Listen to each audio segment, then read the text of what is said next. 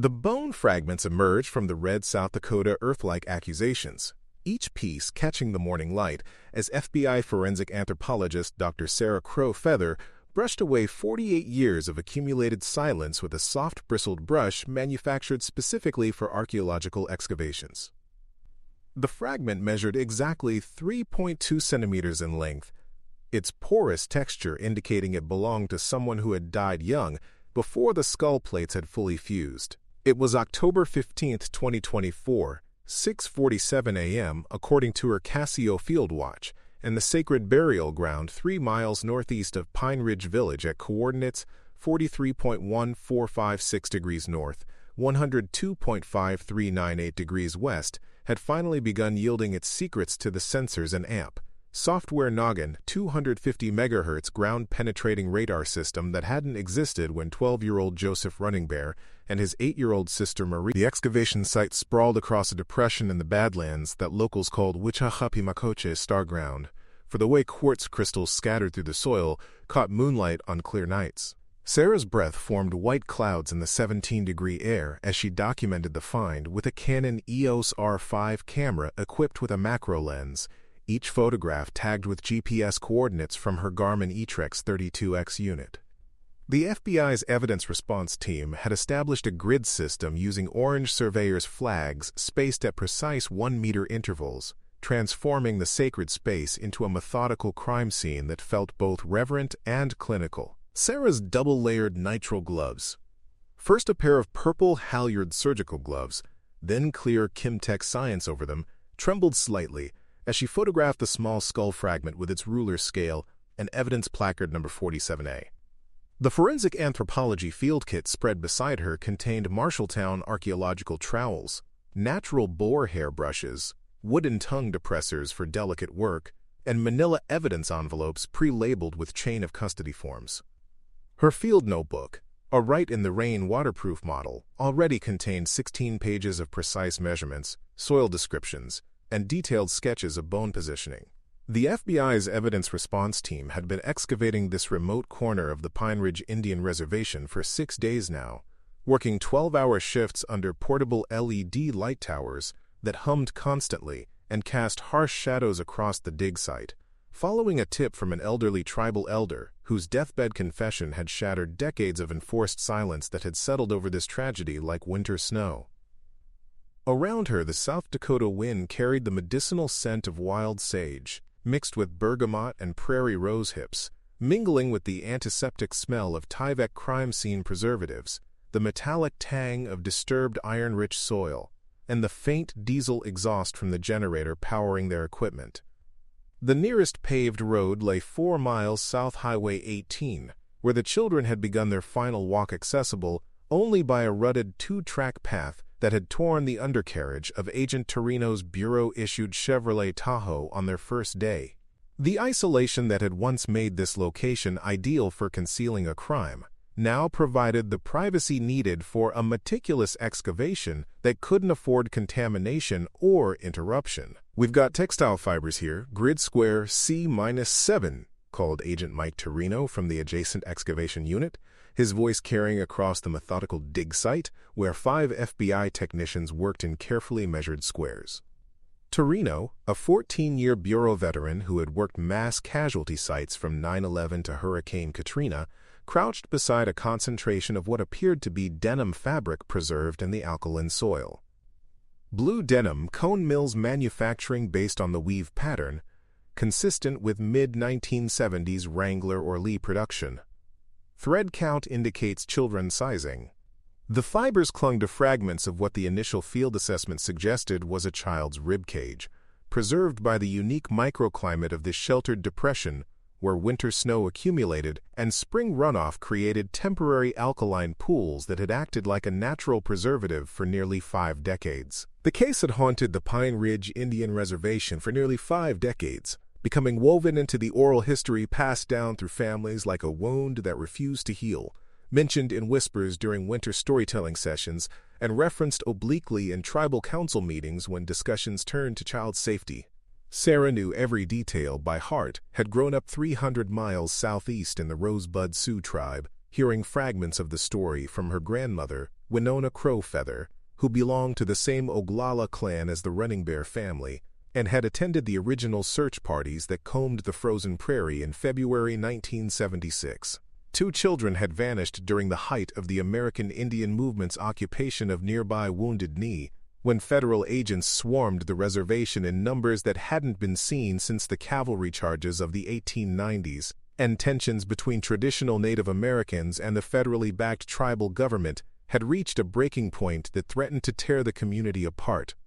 On February 8, 1976, at approximately 7:15 a.m., according to the original incident report filed by Tribal Police Officer Raymond Spotted Horse, Joseph Running Bear and his sister Maria had left their family's double-wide trailer home at 47,820 Highway 18, positioned on a windswept lot that afforded views across 10 miles of rolling prairie toward the South Dakota Badlands. They were walking the half-mile route to Little Wound School, following a well-worn path that paralleled the highway before cutting through a section of trust land belonging to the Holy Rosary Mission. The temperature had dropped to -15 degrees Fahrenheit overnight according to National Weather Service records from the Chadron station, and 6 inches of fresh snow covered the rutted dirt roads, creating drifts that reached knee-high on an 8-year-old child. Their mother, Eleanor Running Bear, had watched from the kitchen window as they trudged through the snow, Joseph's red winter coat bright against the white landscape, Maria's smaller form bundled in a hand-me-down purple parka. They never arrived at school. By noon, when the school secretary called to report their absence, Eleanor had already driven the route 3 times, her 1974 Ford pickup sliding on the icy patches as she searched ditches and abandoned buildings. The tribal police launched an immediate search, joined by volunteers from across the reservation who formed lines and walked the frozen prairie, calling the children's names until their voices grew hoarse. FBI agent Jim Hendricks had been assigned to the case in 1976, fresh out of Quantico and eager to prove himself in what his superiors considered a backwater posting. Now 72 years old and battling emphysema in a Rapid City nursing home, Hendricks had agreed to meet with Sarah the previous month, his weathered hands shaking as he turned the pages of his original case file. "There were things about that investigation that never sat right with me," Hendricks had told her, his voice reduced to a whisper by decades of cigarettes and the dry prairie wind. "The Bureau was more interested in monitoring AIM activists than finding those kids. We had informants everywhere, people reporting on their own neighbors. It was like the whole reservation was under surveillance." The case file revealed an investigation hampered by jurisdictional confusion, cultural barriers, and the political tensions of the era. The FBI had focused initially on the possibility that the children had been taken by American Indian Movement militants as leverage against the tribal government. Interviews with known activists yielded nothing, but the investigation had consumed weeks of precious time while the trail grew cold. Sarah had spent months reviewing the original evidence, much of it stored in a basement facility in Minneapolis, where boxes of files from 1970s reservation cases gathered dust. The Running Bear case occupied 3 cardboard boxes, filled with witness statements, photographs, and reports that painted a picture of an investigation that had quickly stalled. The last entry in the file was dated April 15, 1976, noting that the case remained open, but that all active leads had been exhausted. The breakthrough had come from an unexpected source. Thomas Braveheart, an 84-year-old traditional healer and keeper of tribal oral history, had requested a meeting with FBI officials in September 2024. Dying of liver cancer and determined to cleanse his conscience before entering the spirit world, Braveheart had revealed information that shattered the accepted narrative of the case. "I was protecting my grandson," Braveheart had whispered to Sarah in the Pine Ridge Hospital, his eyes clouded with cataracts but his voice steady. "But those children deserve peace, and their family deserves to know.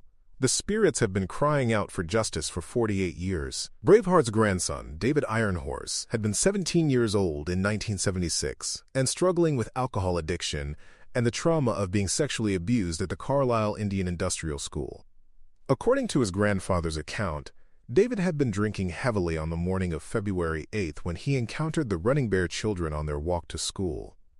In his intoxicated state, he had approached them, perhaps initially with innocent intentions, but something had gone wrong. The old man's story came in fragments, interrupted by coughing fits and long silences as he struggled with the weight of his revelation. David had panicked when Maria began crying, afraid that her screams would bring attention. In his confused state, he had struck her, then Joseph, when the boy tried to protect his sister. What had begun as a chance encounter had escalated into tragedy within minutes. "He came to me covered in blood," Braveheart had continued, his voice barely audible. "My grandson, my blood." He was sobbing, saying he had done something terrible. I looked at him, and I saw the broken child the government schools had made, not the monster others would see. The investigation had revealed that David Ironhorse had died in a car accident in 1983, taking his secrets with him. But Braveheart's confession had included crucial details about the location where his grandson had hidden the bodies. The sacred burial ground, traditionally used for stillborn children and those who died in infancy, had seemed appropriate to the grieving grandfather who had helped his grandson conceal the crime. "I told myself I was protecting the dead as well as the living," Braveheart had explained. "I convinced myself that the spirits of the ancestors would watch over Joseph and Maria, that they would be safe in sacred ground. But I was wrong. The spirits don't rest when justice is denied." The excavation had proceeded with the full cooperation of the tribal council, who had granted permission for the dig after extensive consultation with traditional leaders. The investigation team included not only FBI forensic specialists but also tribal representatives and a traditional healer who performed appropriate ceremonies before each day's work began. Dr. Susan Martinez, the lead forensic anthropologist, had arrived from the FBI laboratory in Quantico with specialized equipment designed for historical excavations. The ground-penetrating radar had detected anomalies in the soil consistent with disturbed earth, and the methodical excavation had begun with the precision of an archaeological dig. "The positioning of the remains suggests they were placed carefully, not simply dumped," Martinez explained to Sarah as they documented the find. "Someone took time to arrange them, possibly in a way that held cultural significance." The textile evidence supported the timeline. The blue denim fibers matched the description of Joseph's jeans, while fragments of purple synthetic material corresponded to Maria's coat. More significantly, the state of preservation indicated that the bodies had been placed in the ground shortly after death, not hidden elsewhere first. As the excavation continued, personal items began to emerge. A small silver cross on a chain, blackened by time but still recognizable as the confirmation gift Maria had received from her grandmother. A wooden whistle that Joseph had carved in shop class, its surface worn smooth by small hands. These objects, preserved by the alkaline soil, served as heartbreaking confirmation of the children's identities. The impact on the reservation community was immediate and complex. For some families, the discovery brought a sense of closure to a mystery that had haunted their lives for decades. Eleanor Running Bear, now 68 and living in a senior housing complex in Pine Ridge Village, had initially refused to believe the news when Sarah visited her on October 16th. "I always hoped they had run away," Eleanor had said, her voice barely above a whisper as she sat in her small living room, surrounded by photographs of Joseph and Maria frozen in childhood. "I thought maybe they had gotten scared and just kept walking, found their way to relatives in Denver or Minneapolis. I knew it was foolish, but hope was all I had." Eleanor's husband, Frank Running Bear, had died in 1998, never knowing the fate of his children. The not knowing had consumed him, driving him to drink and eventually to an early grave.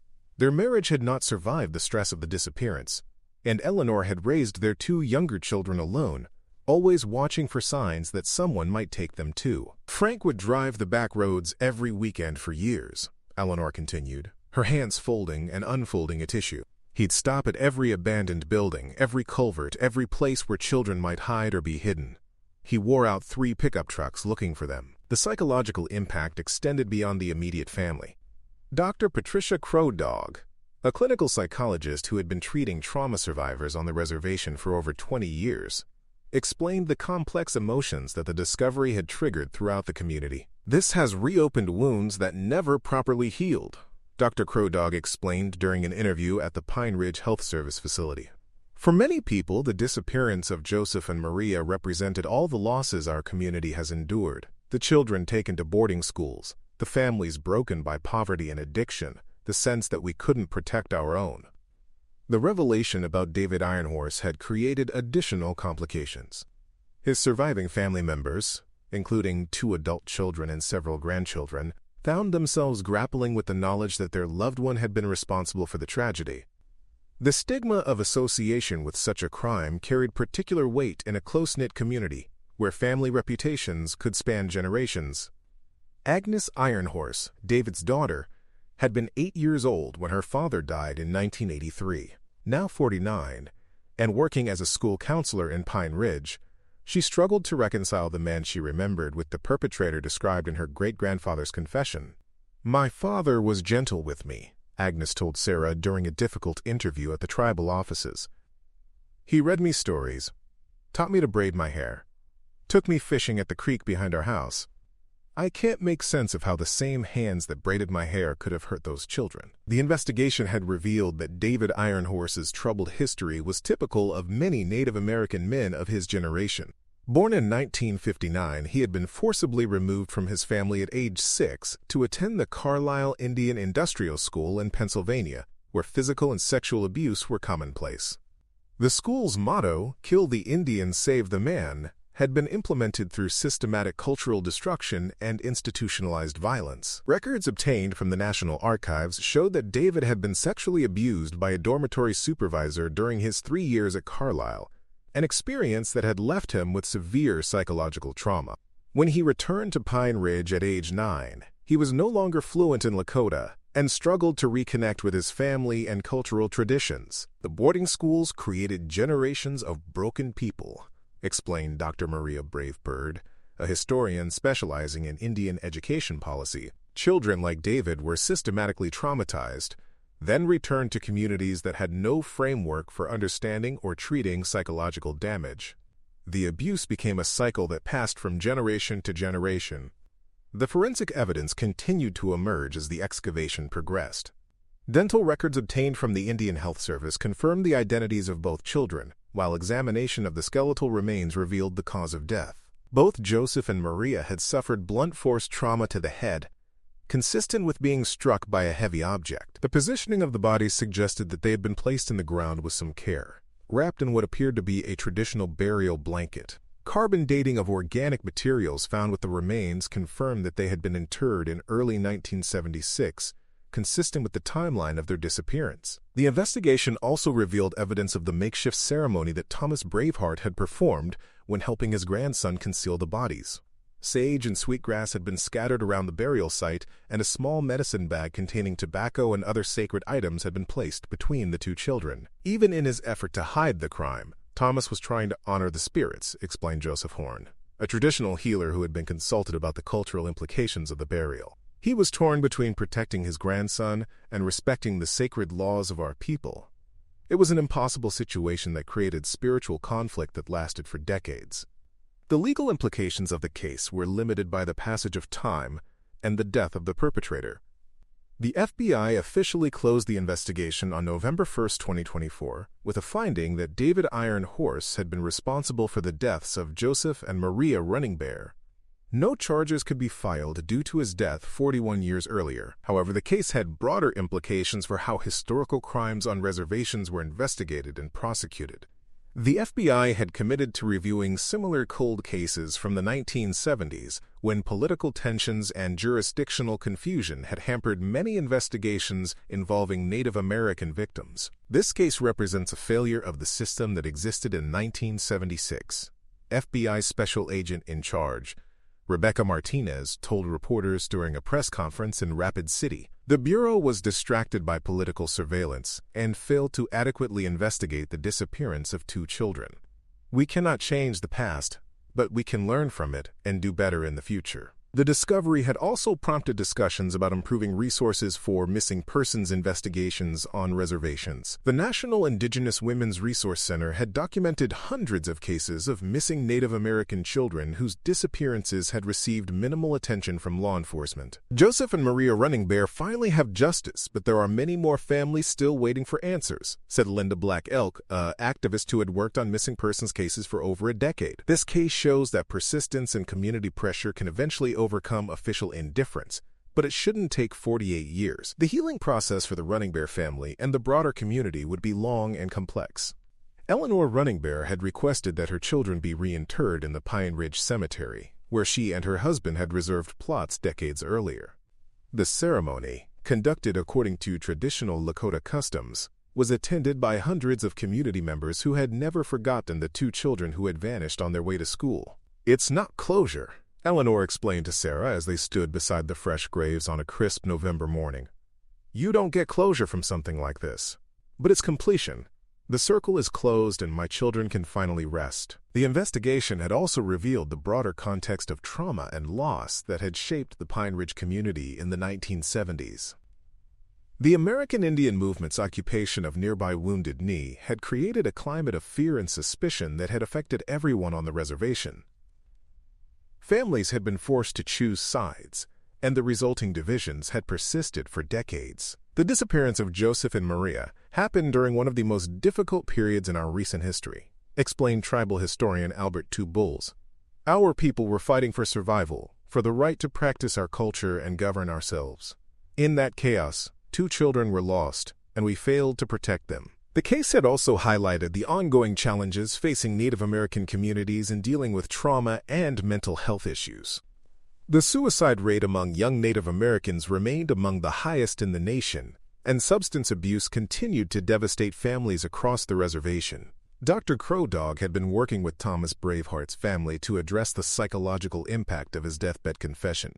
The revelation that their patriarch had concealed a double murder for nearly 5 decades had created complex feelings of guilt, anger, and confusion among his descendants. Thomas was trying to protect his grandson, but he was also protecting the community from a painful truth, Dr. Crow Dog explained. In traditional Lakota culture, the extended family shares responsibility for the actions of its members. Thomas felt that burden his entire life. The investigation had also revealed the limitations of the law enforcement resources available to reservation communities in the 1970s. The tribal police force had consisted of only 3 officers responsible for patrolling an area larger than Rhode Island. The FBI had been more focused on political surveillance than routine criminal investigations, and communication between agencies had been poor. "We were asking a handful of officers to do the work of a much larger force," recalled former tribal police chief Robert Crow Dog. "When those children disappeared, we had to rely on volunteers and family members to conduct the search. We didn't have the training or equipment needed for a proper investigation." The case had prompted discussions about improving coordination between tribal, state, and federal law enforcement agencies. The FBI had committed to providing additional training and resources to tribal police forces, and new protocols had been established for handling missing persons cases involving Native American children. As the investigation concluded, Sarah found herself reflecting on the broader implications of the case. The disappearance of Joseph and Maria Running Bear had occurred during a period of intense political upheaval, when the very survival of Native American cultures was at stake. The tragedy had been compounded by the failure of institutions to adequately respond to the crisis. "This case is about more than 2 missing children," Sarah wrote in her final report. "It's about the breakdown of systems that should have protected vulnerable members of society. It's about the long-term consequences of historical trauma and the way violence can ripple through communities for generations." The forensic evidence had told a story of a crime that had lasted only minutes, but had cast a shadow over an entire community for decades. The investigation had revealed not just the facts of what had happened on that February morning in 1976, but also the complex web of circumstances that had made the tragedy possible. David Ironhorse's actions had been the result of his own traumatic experiences at the boarding school, but they had also been influenced by the broader context of poverty, addiction, and cultural disruption that had affected the entire reservation. His grandfather's decision to conceal the crime had been motivated by love and a desire to protect his family, but it had also perpetuated a cycle of secrecy and pain. The investigation had also demonstrated the importance of traditional knowledge and oral history in solving cold cases. Thomas Braveheart's deathbed confession had been the key that unlocked 48 years of mystery, but it had also represented the culmination of decades of spiritual and psychological struggle. "The spirits of Joseph and Maria were never at rest," explained Joseph Horn, who had performed the ceremonies that accompanied their reinterment. "They were calling out for justice, for their story to be told, for their family to know what had happened to them." Thomas finally found the courage to answer that call. The case had also highlighted the ongoing challenges facing Native American communities in preserving their cultural identity while adapting to the demands of modern society. The sacred burial ground where the children had been hidden had been chosen specifically because of its spiritual significance but it had also been violated by the crime that had taken place there. This place will need to be healed, Horn explained as the excavation concluded. The spirits of our ancestors who rest here have been disturbed by the violence that was brought to this sacred ground. We will perform ceremonies to cleanse the area and restore its spiritual balance. The investigation had required the cooperation of federal, tribal, and state authorities, as well as the involvement of traditional healers and community elders. The complexity of the jurisdictional issues had been a reminder of the ongoing challenges faced by Native American communities in dealing with law enforcement and the justice system. This case could only have been solved through partnership, explained FBI Special Agent Martinez. The federal government had the resources and expertise needed for the forensic investigation, but the tribal community had the knowledge and cultural understanding that made the breakthrough possible. As the final evidence was collected and the excavation site was restored, the focus shifted to the long-term impact of the case on the Pine Ridge community. The discovery had reopened old wounds, but it had also provided an opportunity for healing and reconciliation. Eleanor Running Bear had established a scholarship fund in memory of her children, designed to help young Native Americans pursue higher education. The fund would be administered by the Tribal Education Department and would provide assistance to students who demonstrated academic promise and commitment to their cultural heritage. Joseph and Maria never got the chance to grow up and contribute to their community, Eleanor explained during the scholarship fund's announcement. But maybe their memory can help other children achieve the dreams that were taken from them. The case had also prompted discussions about improving mental health services on the reservation. The Pine Ridge Health Service had announced plans to expand its trauma counseling programs, with a focus on addressing the intergenerational impact of historical trauma. We can't change what happened to Joseph and Maria, but we can work to prevent similar tragedies in the future, explained Dr. Crow Dog. That means addressing the root causes of violence and trauma in our community, not just treating the symptoms. The investigation had revealed the importance of maintaining hope even in the face of seemingly insurmountable challenges. The Running Bear family had waited 48 years for answers, supported by a community that had never forgotten the two children who had vanished on their way to school. This case shows the truth has a way of emerging, even after decades of silence, Sarah reflected as she prepared her final report. It also shows the power of community memory and the importance of never giving up on the search for justice. The discovery of Joseph and Maria Running Bear's remains had closed one chapter in the history of Pine Ridge, but it had also opened new conversations about justice, healing, and the ongoing challenges faced by Native American communities. The case had demonstrated both the limitations of law enforcement systems and the power of community persistence in seeking truth and accountability. As winter approached the reservation, the two children who had disappeared on a snowy February morning 48 years earlier were finally at rest. Their story had become part of the oral history that would be passed down to future generations, a reminder of the importance of protecting the most vulnerable members of society and the price of silence in the face of injustice. The sacred burial ground where they had been hidden had been restored and rededicated, with new ceremonies performed to honor both the children and the ancestors who had watched over them during their long wait for justice. The wind that carried the scent of sage across the prairie now carried their spirits home, completing a circle that had been broken for nearly half a century. In the end, the case of Joseph and Maria Running Bear had been about more than solving a crime. It had been about confronting the past, healing communities, and ensuring that the voices of the vulnerable would not be forgotten. The children who had vanished on their way to school had finally found their way home, and their community had found a path toward healing and reconciliation.